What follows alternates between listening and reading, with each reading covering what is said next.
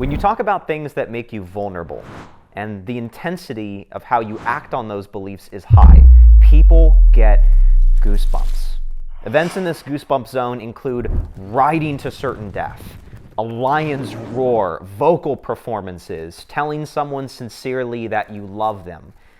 Belief overtakes all hesitation. You're all in. There's no halfway.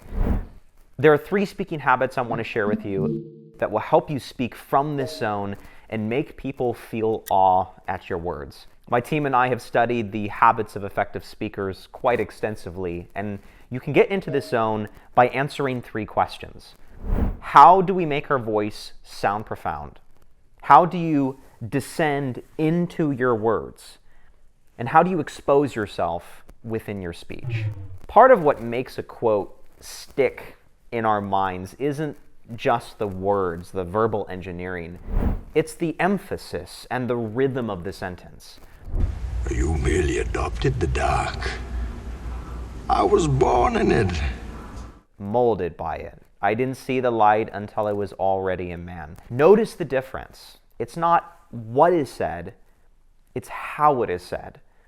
When a voice has weight and conviction behind it, people feel something.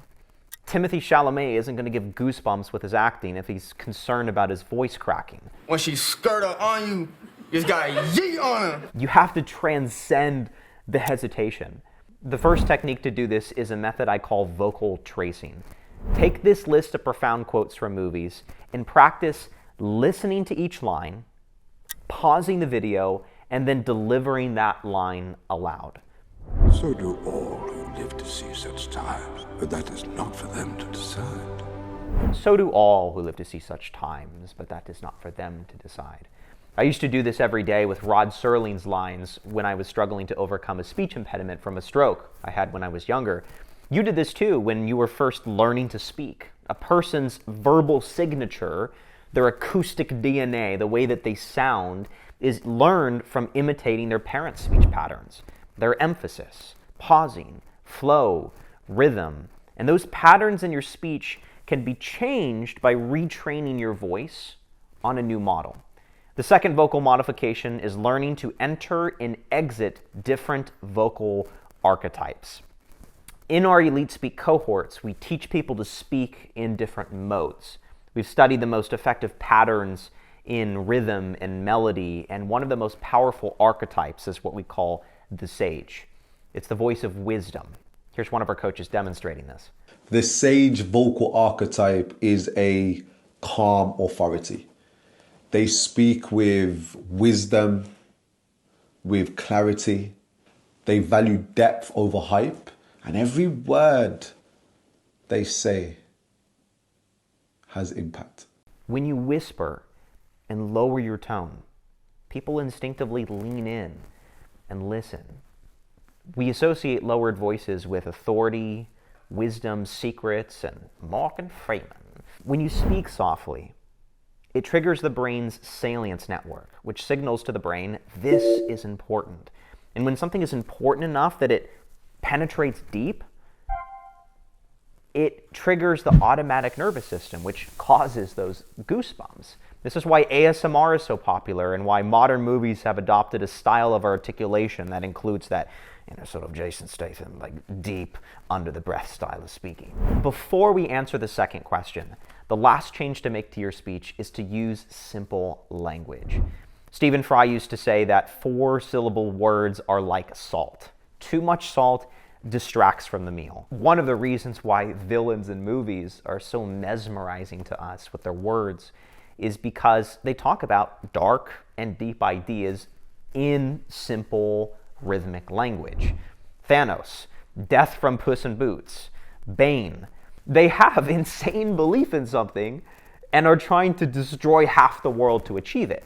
High vulnerability, high action, but they say it so simply. Let's talk about the second question. How do you get lost in your words? What we're really talking about here is presence. An ability to frame the current moment as the only thing in the world that matters. Your attention is not in the future, it's not tethered to the past. This requires cognitive security. which is the ability to guard your attention and filter what enters and exits your mind. People are attracted to and affected by the people with good cognitive security because they can be there in the moment. They're not distracted. You can't force yourself to get lost in the moment, to get lost in your words, because force implies tension, and tension takes you out of the present moment. You can't be paying attention to how much you're paying attention. What we teach people to do is to create physical triggers that create awareness of the present moment. One of these is the finger pinch. You pinch your thumb and your index finger together and you hold that and you remind yourself, this is all that matters, or one of these phrases. This repetition of noticing the slings and arrows attacking your attention and then defending that attention builds that muscle of being present. We've noticed that it takes a person between 30 to 50 times of using a physical cue in order to be able to achieve longer presence. The third question, how do you expose your beliefs with your words?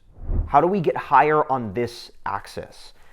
Your ability to make people feel something, those goosebumps, is tied to your ability to expose parts of yourself.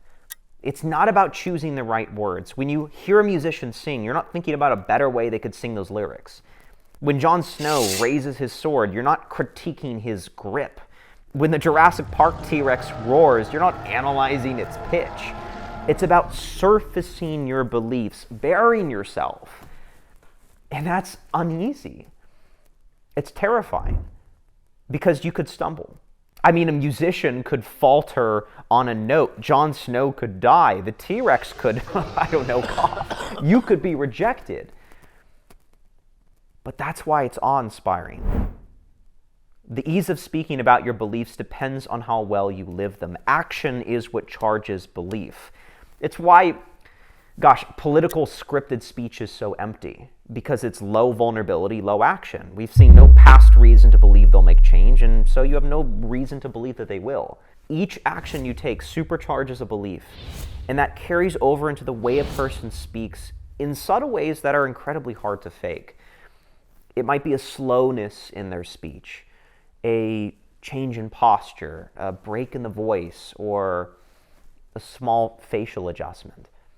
And this invites the question, how do elite speakers talk about their beliefs in their speaking?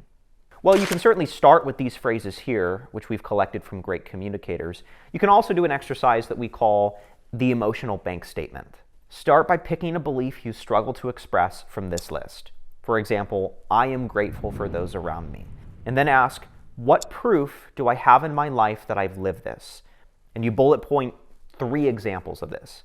And finally, take one action today that builds further proof in that belief. For example, right now, I could tell my videographer that I'm very grateful for him. Or I could do something like, I'll just literally send a text to my mother telling her that I'm grateful. If there's no supporting evidence for that belief, if you're trying to sound grateful or sound confident, it's going to feel empty. You won't find the right words because you're trying to access something that isn't real. It's like those popular videos of socially anxious people trying to scream like a lion. You just feel that there's a bad line of code there somewhere because they don't believe it. The second thing you can do is to stop your hollow agreements.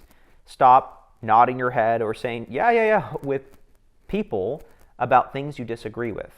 This weakens your cognitive security because you value fitting in with other people's beliefs more than you value your own. On the graph here, your action is weak, but that's not you. What would happen if you went all in? Hey guys, the truth about communication is that you probably never had someone give you honest feedback on your choice of words, how your voice sounds, and the structure of your thinking. I want to give that to you in a 15-minute call, probably tell you some things you don't want to hear, but also offer some solutions that might help. We'd love to chat.